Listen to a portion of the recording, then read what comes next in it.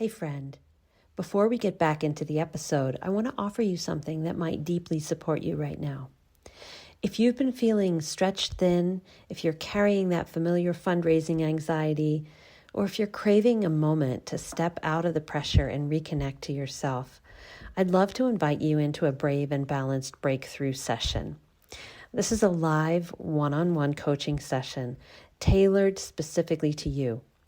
As a certified coach and former fundraiser, I work with you beneath the level of surface level mindset tools into the somatic and emotional patterns that shape how you show up, what you believe is possible, and ultimately the results you create.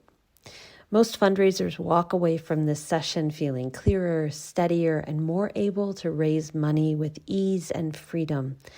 Not because they changed their strategy, but because they got out of their own way and reconnected to their internal source of strength.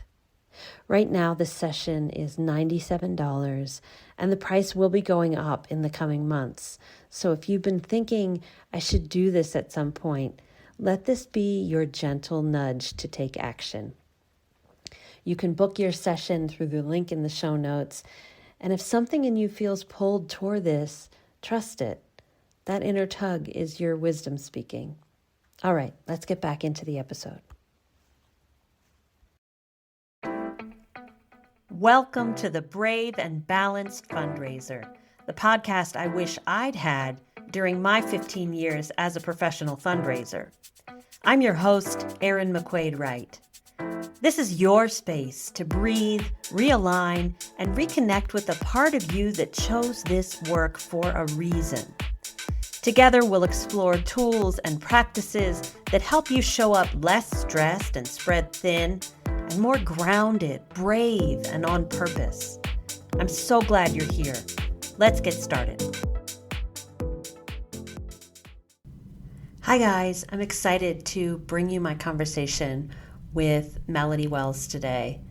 She is going to talk about how fundraising costs, the pouring out of your heart, and how she intentionally fills that back up again. And I think you're going to get a lot of ideas out of this and maybe things that you can put into action today that are going to help you on your fundraising journey. Be kinder to yourself and do the things that work for you to renew and replenish what gets poured out when you reach out to a donor, when you write that letter, when you set up that meeting.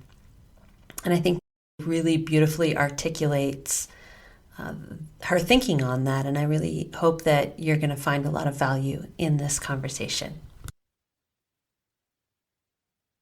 Melody, welcome to the Brave and Balanced Fundraiser. Thanks for being here today. Thank you for having me, Erin. I'm really appreciative of the work that you do, and I am honored to be able to speak with you about how fundraisers can be brave and balanced. Yeah, I have to say, we had lunch recently together, and we were talking about this topic, and it's something that I just so deeply enjoy connecting with other fundraisers about. There is a certain in the trenches connection that we have as fundraisers to be able to see each other and be like, I know what that is like. And I just appreciated how gracious you were with holding my story and how fundraising was not the easiest thing for me in my psyche, in my body, in my emotional conversation with myself, my inner dialogue. And I felt like I was in the presence of a person who could hold that and say, like, I see you. And I just really appreciate how you held my story. And I thought that you brought such great insights about how you deal with fundraising and how you hold it and how you go about managing your career in this space. And I wanted to bring you to my listeners and have the conversation to just hear more about how you do it, what's worked for you in the past, what's alive for you right now, and So I'll start with a question about what's exciting you right now about how you are feeling in fundraising. That's a great question. I feel like, well, first I want to say I really appreciated your willingness to be vulnerable and share your story with me about how you made it into coaching and how that is and has been a healing experience for you from being a fundraiser and how fundraising really took a toll on your like a sense of value and sense of worth and it just I don't know ground it's sometimes I think about fundraising as this grind and it can grind you down to like a nub. I really feel like it can if you don't find ways to like hold your own sense of identity and sense of value and sense of worth outside of the work Yeah. because it demands a lot of you. It demands a lot of mental, intellectual energy, thinking about how you're going to do the work. You have to be very organized, you have to be very strategic, but you also have to be, I think you to do fundraising well means caring about the work and being authentically, emotionally connected to the cause. Mm. Um, I find I've known since the beginning that like I don't think I can do fundraising well unless I really care about what it is that I'm raising funds for. That's interesting because I And know there's different schools of thought on that. And oh, I, okay. I I love that you're so clear about it. I was in grad school and I had a visiting uh, development person come to one of my classes. And she was representing a foundation of a film star. So it's a household Hmm. name. And she was raising money for that cause. And I remember distinctly hearing her say, I am one of those people who does not believe you need to be passionate about the cause to do a good job in development, in fundraising. And I was like, Wow. what? I've never What? heard anyone say that, but also like I guess they're out there, I guess Yeah. people are out there who can do it that way. And for me, it feels like something where I have to really care about what the cause is or really believe in the organization, the mission of the organization, the leadership of the organization, Yeah. really have trust and faith because I don't feel comfortable asking people to give money to something if I don't know that that money will be well spent, well stewarded, if I Yeah. don't believe that they will feel good about it in the end, if I can't tell them honestly what is happening at the organization and believe that they should feel good about it. Now, That's really, sometimes people don't feel good about it, even though I feel good about it. You know what I mean? And yeah. that's okay to me because that's a moment where I can learn more about what that donor cares about and is interested in. And there's usually going to be more donors like that who care about what that donor cares about. But if I believe enough that the mission is worthy, I can be authentic when I'm Yeah. talking with them. And if I cannot be authentic, I don't believe I can ask for money. And I have no qualms with asking for money if I believe Yeah. that the mission is important. I And really hear that integrity leads the way for you. yes, it does. It absolutely Yeah. does. Integrity leads the way. And if it's not something that I would give my money to, I feel as though I can't, in good conscience, ask anyone else to do it. So that does matter to me. Yeah, So how did you absolutely. learn that? Did you learn that? Is that just like integrity came first and that's who you were and your work fell into place accordingly? Or did you ever ask for a cause that was not aligned with your integrity and feel the pain of that and have that align you to, okay, this is how I want to do it going forward? Integrity came first, I think. I was in a different Mm. career, completely different career. I was doing journalism and but I was doing celebrity journalism, which is very weird Mm. world. I was working at People magazine in New York and I got to a point where I was like I cannot do this work anymore. I do not feel like this is a good use of my energy in this lifetime. Mm. And so I discovered through doing a job unrelated to fundraising that felt so out of alignment with whatever it was that I was searching for something that felt more meaningful. And so I ended up leaving that career. I spent a couple of years exploring a couple of other different potential options and wanted to not necessarily go back to school for a whole new discipline, wanted to see if there was a way that I could translate my writing background into something that felt more meaningful. And ended up doing a couple of internships at nonprofits where they said, oh, you could help write copy for our marketing materials or copy for our website or tell some of the tell some of the stories about the issue. And that helps in fundraising. And so I ended up being kind of with the fundraisers, figuring out how to convey the purpose of the organization, the mission, and the impact. And I found that that felt extremely fulfilling to me. So I said to myself, I think this is something I can do for a longer time, potentially for the rest of my career. But I wanted to find organizations that made me feel compelled to help. And that was how I jumped in. And it's always been the guiding force behind me working in fundraising. And there was a really important point in my fundraising career where I was working for a nonprofit that was serving youth, young people who were experiencing homelessness.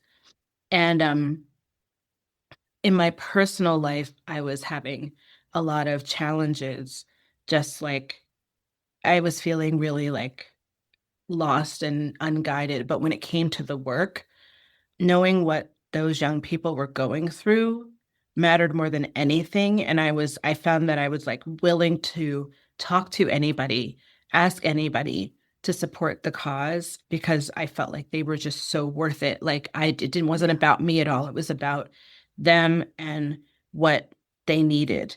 And there's this Japanese concept of ikigai.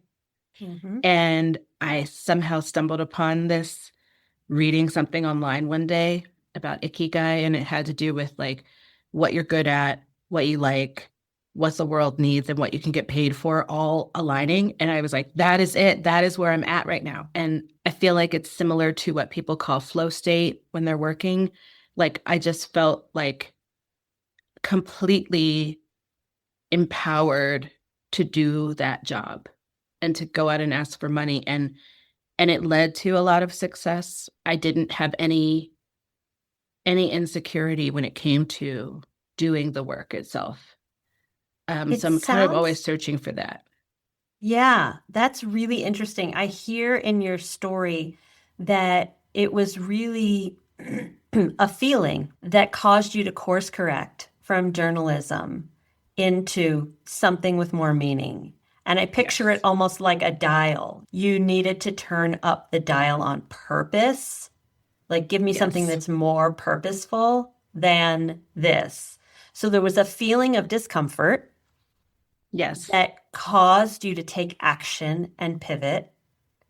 And in the pivoting, you pivoted toward the nonprofit sector using the same skills rather than dropping everything and saying, okay, I got to go to grad school or whatever.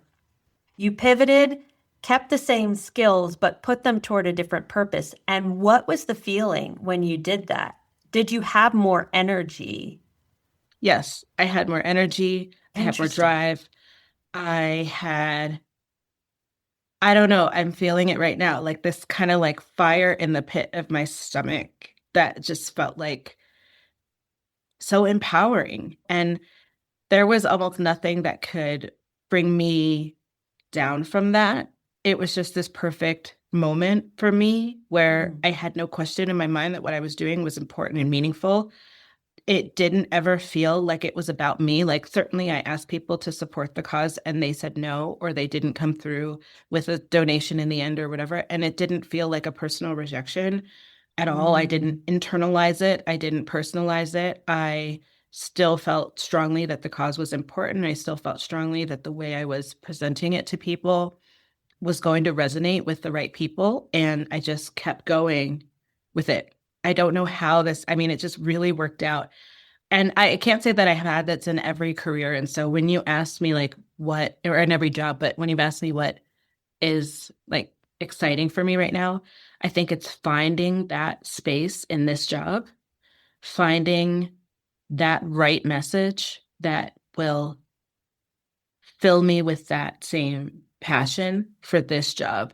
And I've been working a lot on it in figuring out how I'm going to pitch people to support one particular fund we're working on creating that I can't talk about in more detail, but like I've been working on what the pitch will be, and I've been talking with people with different perspectives on endowment in particular to get a sense of what can resonate with different audiences, who it resonates really well with, who it doesn't resonate with, and why it doesn't resonate and why it does resonate. And I find a lot of excitement when I get to talk to donors and constituents about, hey, how would this sound? We're working on this messaging and we'd love your perspective on it.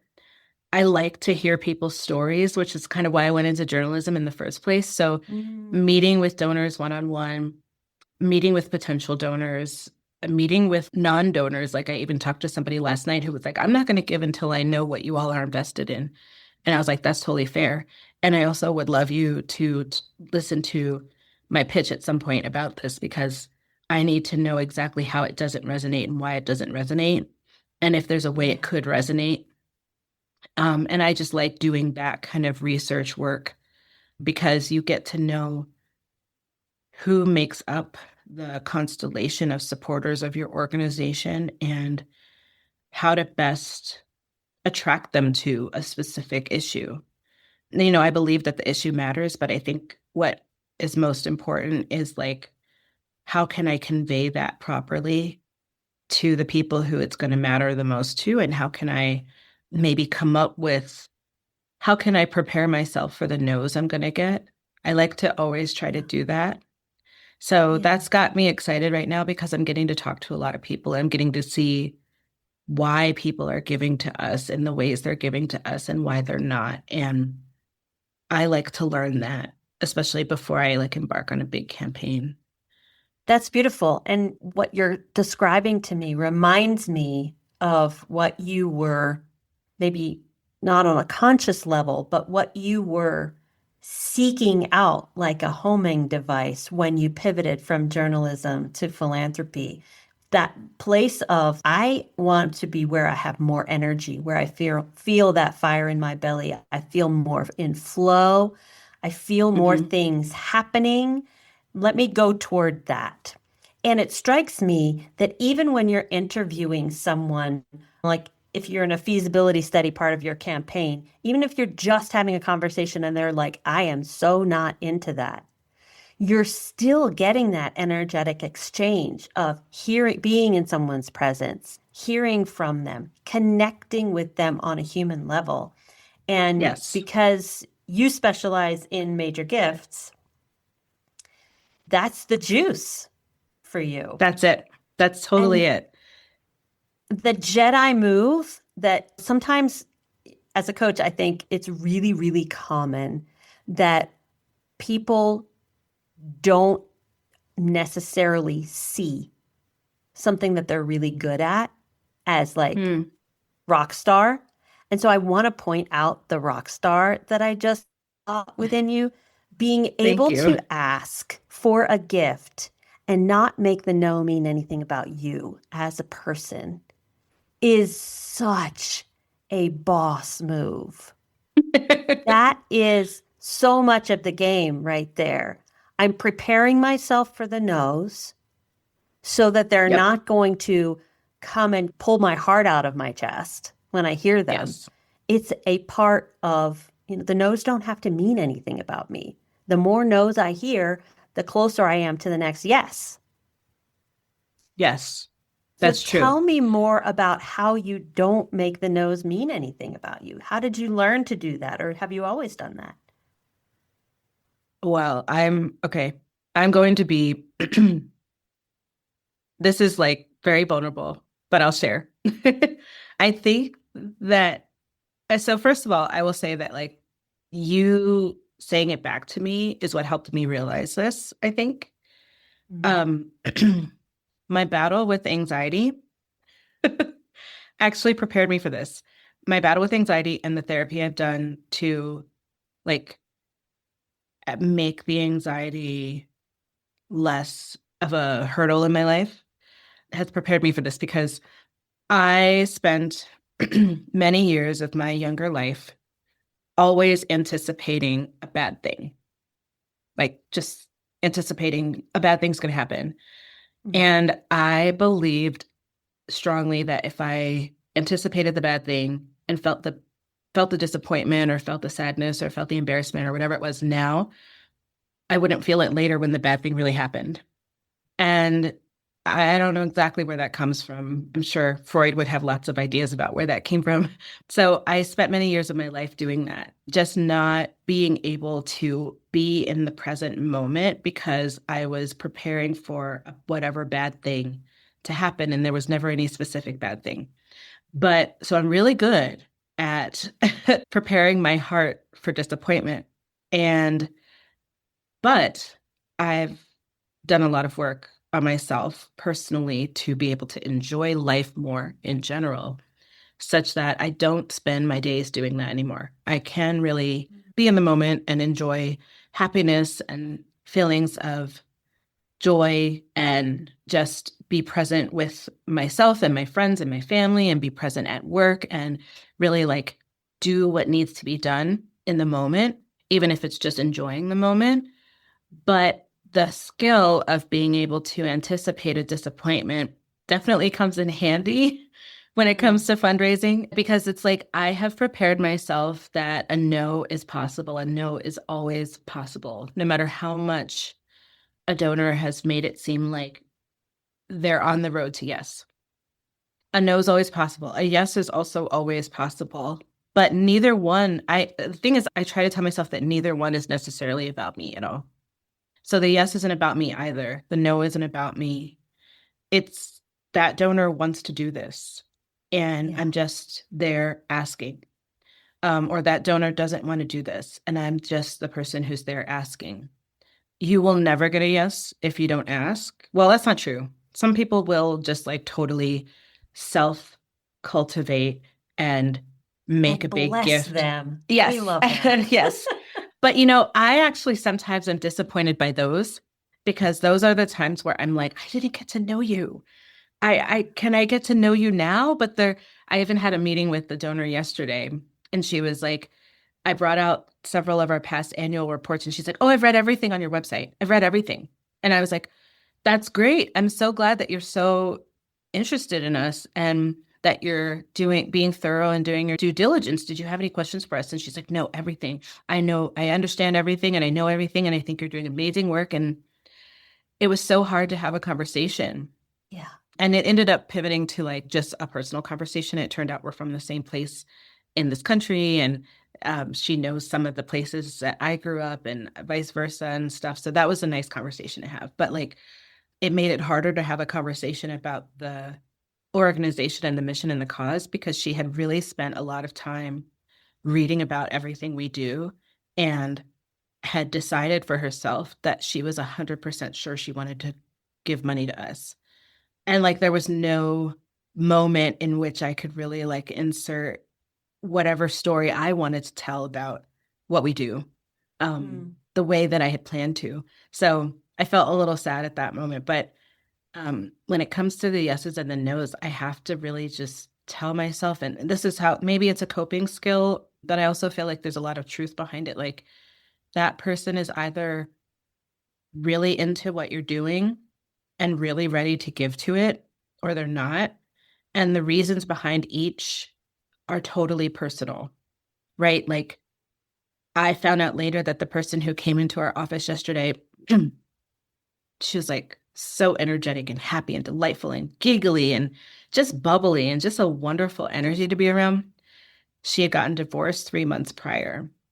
And this had a big impact on her decision to make an estate plan with us. Yeah. And like it had nothing to do with just us. Like we were the place that she found that meant that felt good to her, that felt like she had full confidence in, but she was looking for something to do that would feel meaningful at that point. And we were not involved in that decision-making process for her. And I find that it's very often like that. A donor has made a decision in their life that they want to give to something and they are looking for the place to do it. Or, you meet with a donor who you think aligns totally with your mission, but they've actually found a whole nother organization that they care much more about. And so that's why they're giving you a no. Or they're having some kind of personal situation that's making them reticent about giving away money right now. And so they're holding back. Like it's never just you and how you presented it. And it's a timing thing. And there's so many pieces of the puzzle that are out of your control. So you can't take that no personally. And I also think you can't take the yes personally. Yeah. I don't know. Maybe that's for me, that there has to be a balance there. Yeah. It reminds me of the Bhagavad Gita where it talks about taking action without control over the fruit of that Yes. action. And that detachment that maybe you learned on the journey with anxiety, right? How can I keep from being on the roller coaster of highs and lows? I'm good. We got a gift. I'm terrible.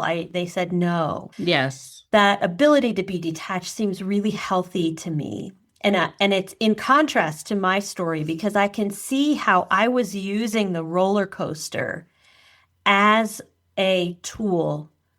I was firmly on the roller coaster many times in my career in fundraising, and I was using it as a catalyst.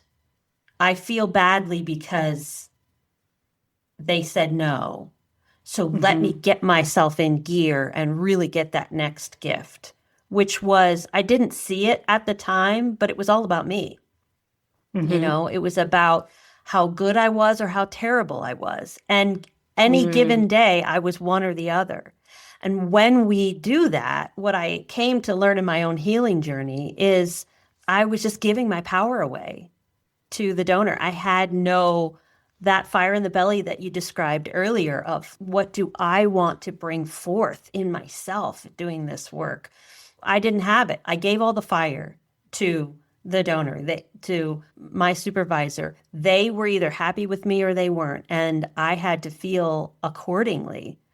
And if they were not happy with me or I got the no, I would feel this resentment kick in. You can't tell me what to do. You don't know me. You don't even appreciate me, right? Yeah. And that was like my inner teenager, like sulky and surly. And it just, to get back to your earlier point of going where the energy is, that cycle that I just described from my past is a really great way to spend all of your energy and bleed it out all over. Like you don't have any empowerment left. You don't have any energy left.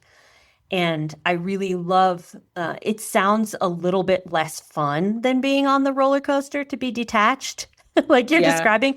But ultimately, how much healthier is that as an approach? And that's where I was able to get myself to after a lot of self-examination. So what do you feel like fundraising costs you, and how do you navigate that cost and filling up? Well, it goes back to what I was saying earlier about, for me, I think that I do fundraising well when I care about the work and when I'm authentically emotionally connected to the cause, and also when I am authentically emotionally present in doing the work, which includes meeting with donors. And that is where I find that there's a cost for me. Now, it's a cost I've decided I'm willing to spend or pay. Yeah. But, I find that to be emotionally present with a donor, especially a donor you've never met before, there's a lot of unknowns, right? How is the conversation going to go? Right? So first you are really preparing for whatever the outcome might be.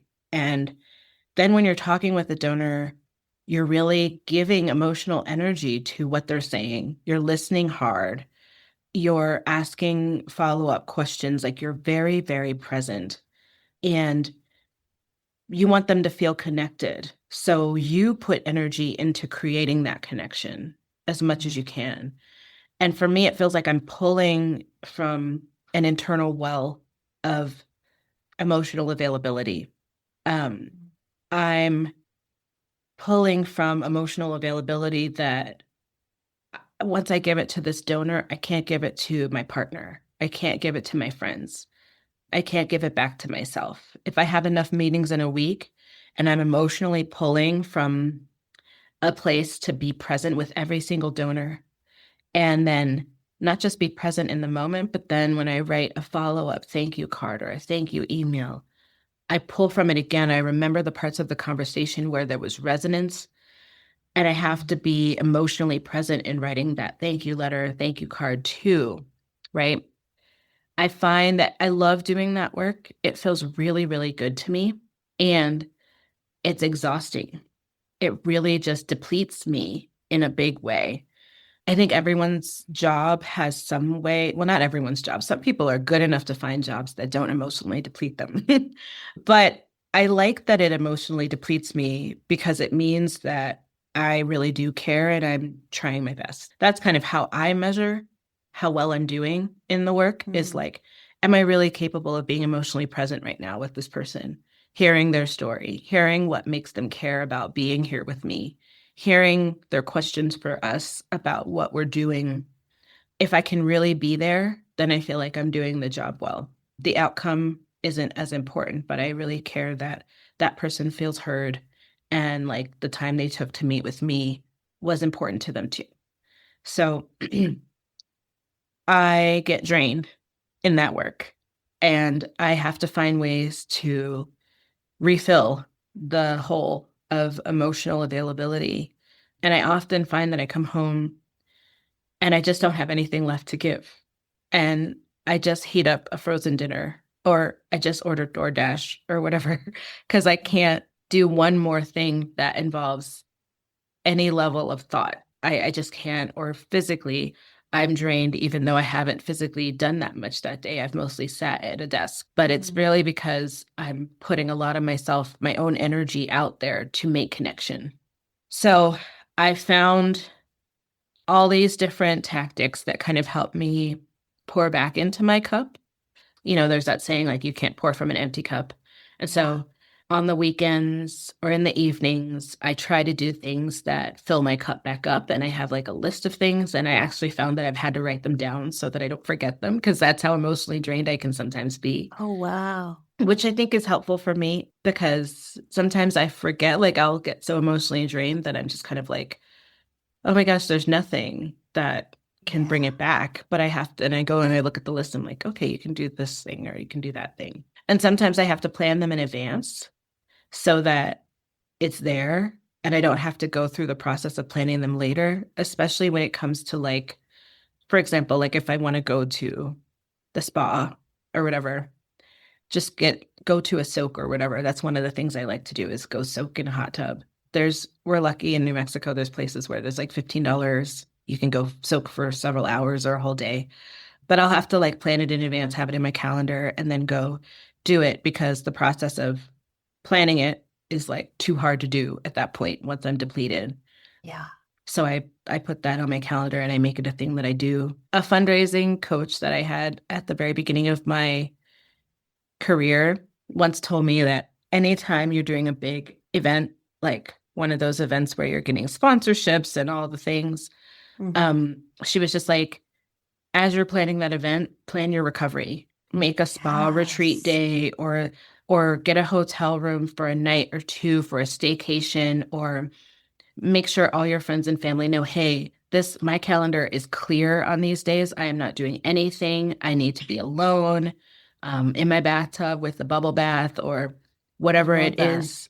Like she was like, plan it in advance because otherwise you like won't do it because you'll just be too exhausted and you won't think that you can, but that'll be the thing you need. And so she's like, I always go to Hyatt Tamaya and get a spa and get like a massage. And I've never done that. I really will go to you know, the $15 hot tubs, but I'll do it for the Mm, whole weekend, both days, and nice.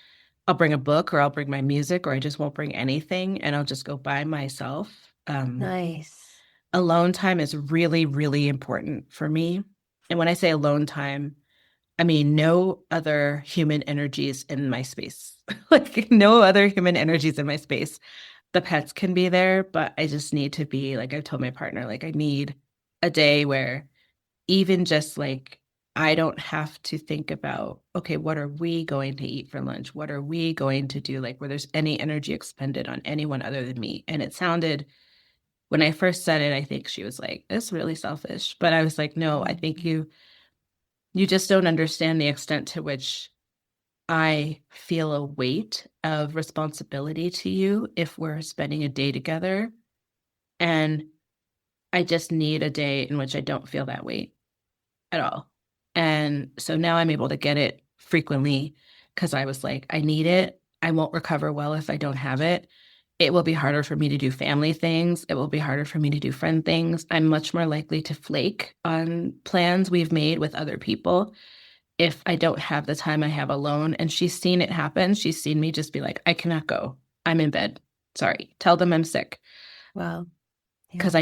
I need that alone time so much. And I also so under I have made a little list on a little card to share with you. So there Yeah. are three little categories that I have for what I need to pour back into myself. And it doesn't mean that I have to do all these things every week or whatever, but it means that these are the categories of renewal that I need. So I need some kind of a staycation or retreat or spa day or and time alone falls under that. Spending time in the room where I have most of my house plants falls under that. I love my house plants. I'm like obsessed Yeah. with them. I try to check in on them every day, and they really give me a sense of peace and remind me that there's always a new leaf coming. I Mm, really like learn a lot from the plants that I have and care for, and they teach me a lot about resilience. They teach me a lot about I don't know, just a lot about what life is really about. You know, they change slowly, and that's okay. And it's still beautiful. Like, it's really, they give me a lot. Gardening, growing our own food is a big thing that has become important to me. So, like, the last 2 weekends, I spent digging in the dirt and planting garlic, which does really well here over winter. And then I read something about how soil has like something in it that can be good for mental health. And I was like, oh, that's why gardening and the plants that's right. really are part of that renewal for me. Like I didn't know. And under there, I also have like unstructured time with family and friends. I like to do that feels renewing too, even though sometimes I need that alone time, but other times I just need unstructured time with family and friends where it's just like sit around, watch a movie, do nothing, Mm, it's not like a big specific event. It's just being together with people who, you know, you can co-regulate with. Um, yeah. that's really important. And then, so that's the first category is the staycation. And then the second category is energy release. Because I feel like there's also times where you're kind of revved up in this job. So last night is one of them. Like I came home and I was like revved up because we had this event. There were all these people, there were all these conversations, like there were all these ideas being thrown around, there were all these subjects being talked about. There was so much energy. I don't know, 60 people maybe in a room talking about important nonprofits and causes. And I didn't leave until about 8:39. And I came home and I was like, I'm tired, but I have too much energy to let that Yeah. go. So for me, what falls under that category is running. I'm a runner. I like to train for distance runs, so half marathons. That's really important to me. I need to physically move my body to move energy Mm, out. yeah. And then line dancing. I'm obsessed with Mm. line dancing.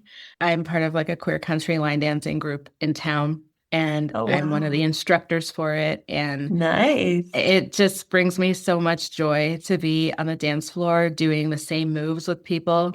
Yeah. Um, and there's something that I love about it that feels very like, I don't know what it is, like meditative or there's something about pattern recognition. I don't know. We do like the same dances every week, and I never get tired of it. I don't understand how it works, but I can just get out there and I know the movements so well that I'm not thinking about it. I can just like lose myself in the music and the movement.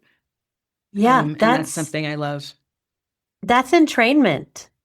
It's the same thing that happens when birds fly together in a murmuration. Oh, It's okay. it's called entrainment, and I'm a singer. And when we sing, they've studied people who sing together in choral music, and our heartbeats will align on the same beat. Oh my And gosh. yeah, Okay. we entrain to That's each other. It's really beautiful. it feels so good to just be out there with my friends dancing these same dances. And yeah, thank you for that. I'm going to look that up and I'm going to share that with them because there's a bunch of us that are like, we don't even know totally why we get so geeked out on the dances. I love it. Um, and this is why it's entrainment. So now I'm gonna tell them about it and read more about it. Beautiful. And the last one is breath work. We talked Mm. about this a little bit, but I came to breath work through meditation, through an app that I use to track my meditation and they have What's the some. app? The app that I use is called Open, and it was created by someone named Minaj Diaz. And I really enjoy the meditations that he puts into the app and the way he Nice. talks about the different types of meditations, from contemplation to loving kindness to like silence and different other types of meditations. And I'm not like a person who I see myself becoming someone who will try to seriously study meditation at some point in my life, but I like the way that the people on the app talk about it because I feel like it gives me little bits of the intellectual like understanding behind why meditation works without me having to go super deep into it. But breath work for me is a good energy release that I often do before I meditate. And that helps me. I do it every night. It helps me to kind of like calm and prepare my mind and my body for rest.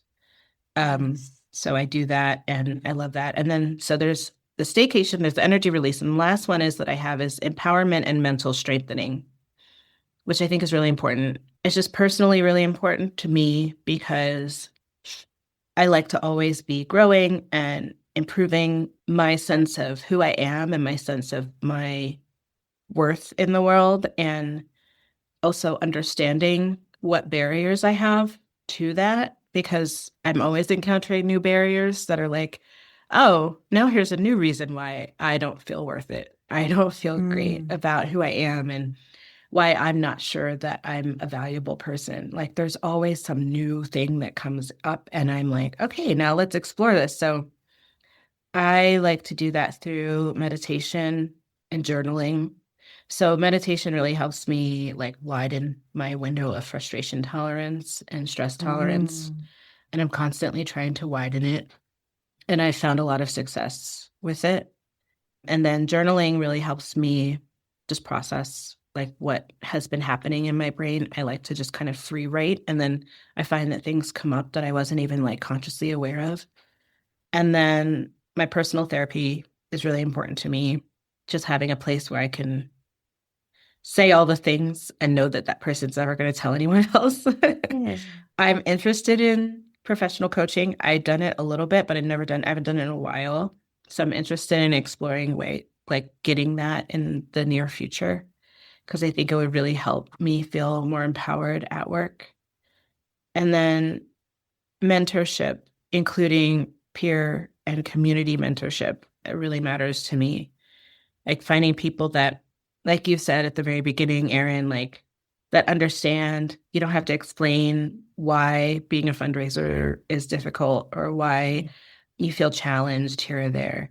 I find though that like it's really important to have, for me, like finding those key people who you can really be honest about it with because I Mhm. found that there's a lot of fear in fundraising about really being honest about how hard it is, Yeah.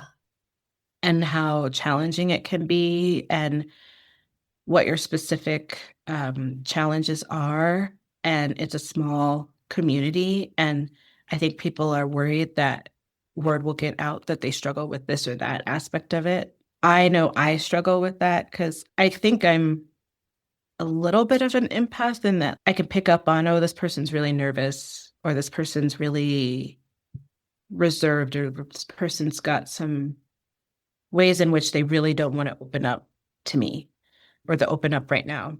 And I feel that a lot in fundraising spaces. I feel that a lot when fundraisers get together for me, that people are holding back. And I sometimes really just wish we could all be a lot more honest about how it does challenge your ability to like feel worthy at times. I've had that experience this week where I've been like, oh my gosh, what if everybody here thinks that I'm not doing a great job? And I don't know where it came from. I'm really struggling with it because like we've talked most of this time about the ways in which I feel like I am pretty good at keeping a sense of balance and a sense of who I am amidst the work. But every once in a while, I think, and maybe this is what this is, I have dreamed about working where I work right now. Maybe this is it. When I first walked into the building that I work in right now, a decade ago, I was like, oh, one day I want to work here. I want to work here. And last year when I applied for this job, I think a part of me was like, this was a dream. I don't think you envisioned it happening for another 25 years. So maybe you're not ready. There was a doubt in my head even as I applied. And then when I was hired for this job, a couple of folks said, well, we've seen you around the community for years and we've known of your work and we've felt really strongly about having you work here. And I was that was the point where I was like, oh my God, what if I disappoint them? What if they have a vision of me in their heads? And like, I'm not that. So most of my coworkers have seen me in public speaking moments where I'm really on. And I will say that like, I feel very good about my public speaking skills. I think it's one of the areas in which I'm most confident and sure of myself. And there's a whole backstory to that that's kind of funny and interesting. But I knew that everybody that I was working with had seen me do public speaking over the last decade, at least more than a handful of times. Every single one of them had. But none of them had worked with me day to day. So none of them see me managing the anxiety that I still struggle with, or having moments where I'm struggling to get organized, or having moments where I just have to turn off the like being on because I'm focusing on whatever work is at hand and I can't come off as like confident, stage appropriate melody. Like I'm just in my office doing the work, you know? And I was kind of like, what if they think that I'm that person that I am on the stage all the time? Like nobody is that person, but I've had some jobs tell me stuff like, or some employers in the past say things like, you present so well when you're with donors and when you're on stage and like, and then you get to the office and it's like, I wonder where that self-confidence is. And I'm like, the self-confidence is there, but you can't be on all the time. Yeah. My goodness, you know, like sometimes I think there's these expectations. I find myself worrying a lot about what other people's expectations of me are. Like I have expectations of myself and I'm really good at managing those, even when I don't live up to them, which is very often. But if other people expect things of me, one thing I'm not great at is doing what other people expect. Like, I just can't be spending my life trying to be who another person wants me to be. I think that's healthy, but I've encountered enough people in my workplaces that have really kind of demanded me to be who they want me to be.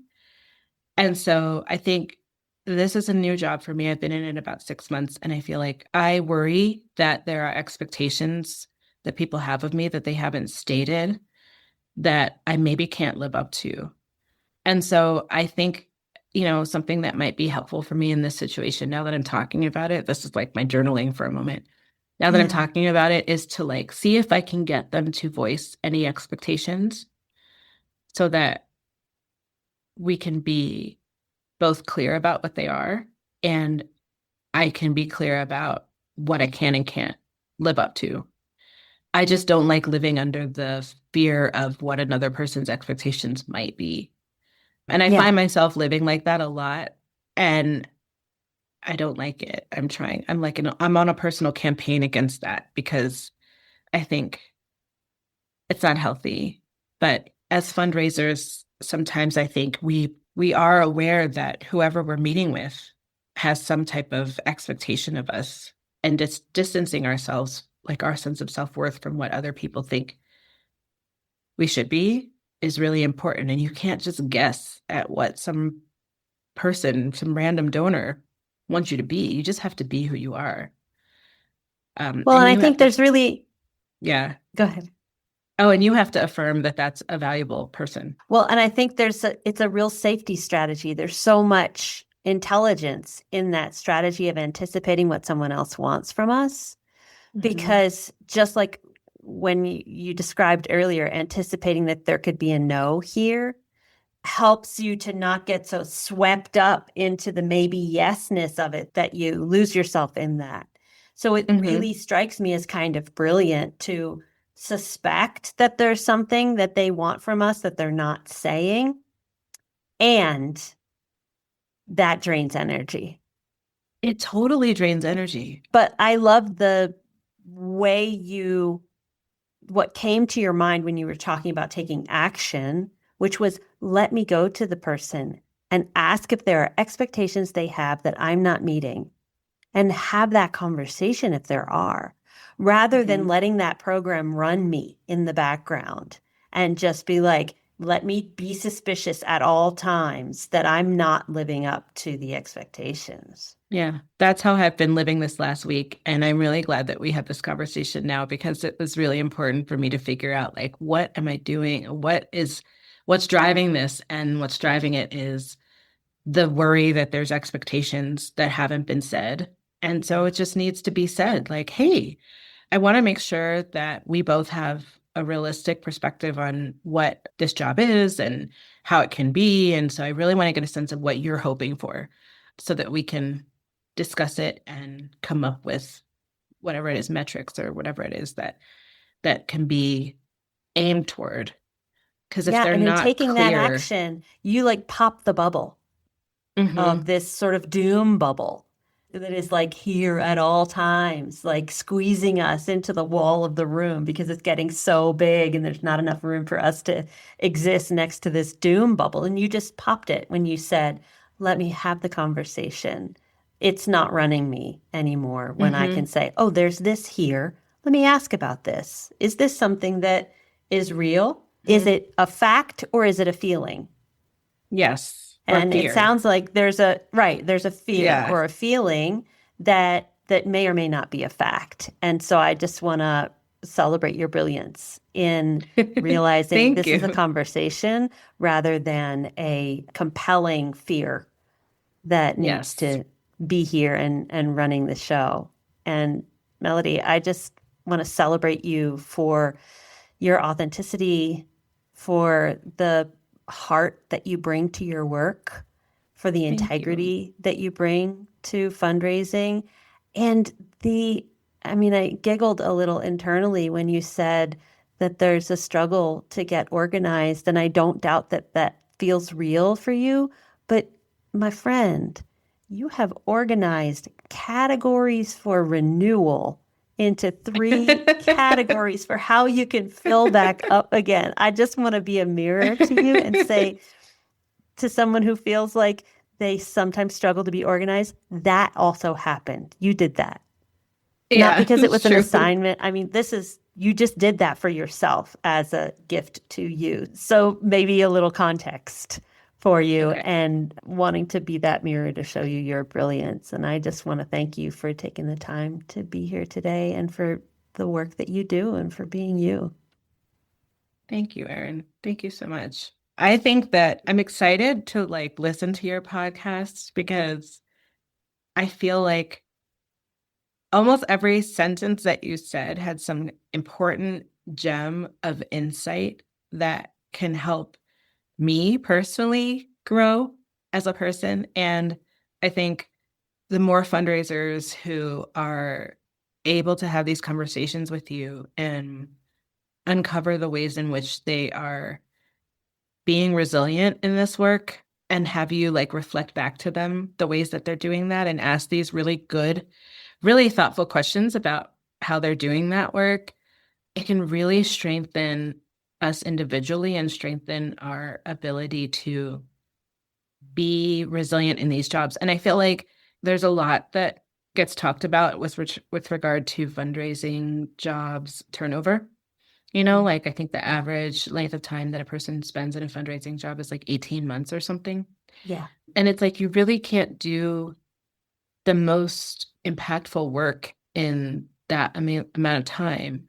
And the reasons why people are leaving jobs so fast, I have to think have to do with how the jobs are understanding what fundraising is, and then also like the ability of the individual fundraisers to be resilient in the face of that, and also like be empowered and set the tone for how organizations understand their work and set expectations well. And I think these kind of conversations are necessary so that people can have that strength and that fortitude and the right words to go in and really create the fundraising environments that we need to be successful. Beautiful. Yeah. Well, thank you, Melody. Thank you. This has been great. I really hope you enjoyed hearing from Melody today. I think she is a beautiful example of both pouring out from your heart and remembering to fill that heart up again, and doing that in a very intentional way. Here are some gems from the conversation. Number one, a no is always possible, and so is a yes, but neither is about you as a person. Number two, ikigai is the Venn diagram of what you're good at, what you like doing, what the world needs, and what you can get paid for. You can Google that, ikigai. Number three, plan your nourishment in advance. It's so brilliant. Fundraisers have to be really good with a calendar, especially when planning campaigns and events. Why not add on the back end of that your rest, your day off, your vacation, your time soaking in a spa somewhere, whatever lights you up and refills your cup? Build that into your calendar. Number four, the roller coaster of feeling good when the donor says yes and feeling badly when they say no is a big energy drain.